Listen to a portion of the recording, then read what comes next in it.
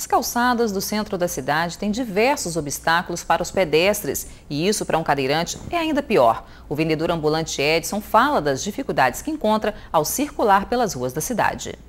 Por causa de um tumor na medula, aos 13 anos, Edson perdeu o movimento do corpo da cintura para baixo. Desde então, a cadeira de rodas passou a fazer parte do dia a dia do ambulante, que trabalha com o pai vendendo coco na Praia das Castanheiras. Para chegar ao local, ele utiliza um carro adaptado, que ele mesmo dirige, mas basta voltar para a cadeira de rodas que os problemas de acessibilidade surgem aos montes e começa já com o desrespeito à vaga de estacionamento reservada ao cadeirante. Tem gente que coloca, fala, vou ali dar um minutinho só e tal, mas esse um minutinho, às vezes a gente chega e quer estacionar, então o cara tá lá com o carro estacionado, às vezes a gente fala ainda, o cara briga, idosos também que coloca o carro na nossa vaga, sendo que é vaga para deficiente é deficiente, idoso é idoso. A vida do cadeirante não é mesmo fácil em Guarapari. É só dar uma volta pelo centro da cidade para constatar as dificuldades que o Edson enfrenta para se locomover entre tantos obstáculos, e não são poucos. Por causa deste poste na rua Henrique Coutinho, ele é obrigado a voltar, passar entre os carros, para só então voltar à calçada.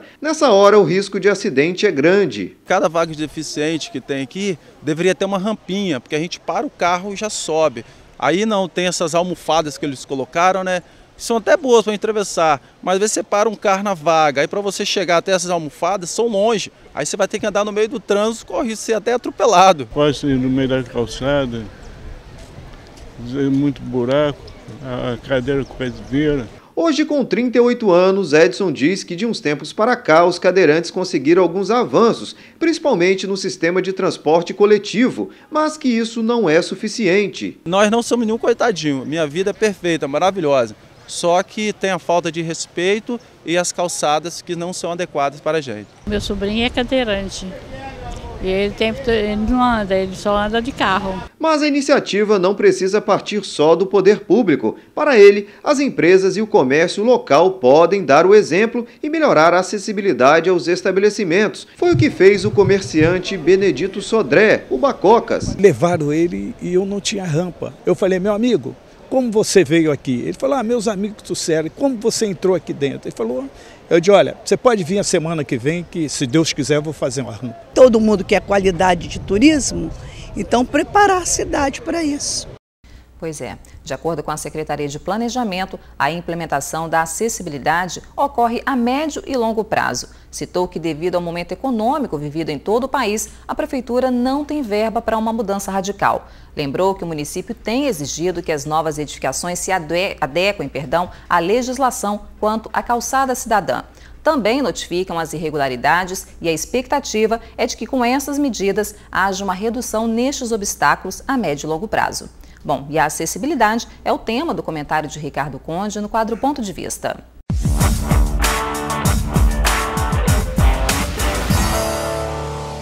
Olá, Ricardo, bem-vindo. Uma questão difícil mesmo, né, para essas pessoas. Um ponto positivo aí já é a Prefeitura aceitar que isso é de médio e longo prazo, que depende de dinheiro mesmo. Porque a questão da mobilidade urbana no Brasil é tema para muita discussão. E quando o assunto está relacionado às calçadas, a questão é mais complexa ainda. Até porque aqui no Brasil ficou estabelecido que os proprietários é que são responsáveis pela construção e manutenção das calçadas da frente de seus imóveis. E com isso, a gente vê, como se diz no popular, é o samba do crioulo doido. Cada um faz o que quer, da maneira que quer, no padrão que quer, e o poder público não tem como fiscalizar esse tipo de construção. Recentemente foi lançada a obrigação da calçada cidadã, mas sem uma padronização das dimensões ou do tipo de piso a ser utilizado. Aí cada um fez como quis, observando apenas a instalação do piso tátil para a orientação dos cegos. Já nos Estados Unidos, por exemplo, em várias cidades, a responsabilidade da construção das calçadas é das prefeituras. E com isso, a gente vê cidades padronizadas que permitem a mobilidade de pessoas com deficiência.